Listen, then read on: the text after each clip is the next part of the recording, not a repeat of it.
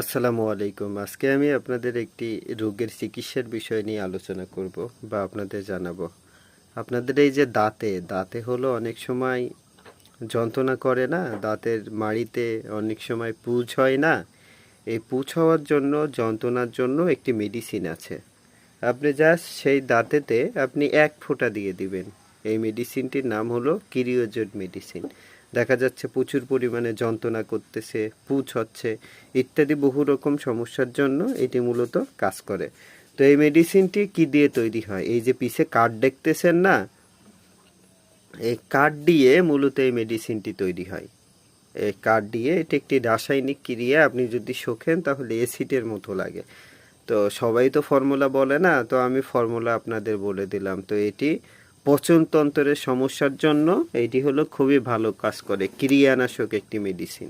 ভিডিওটি ভালো লাগলে চ্যানেল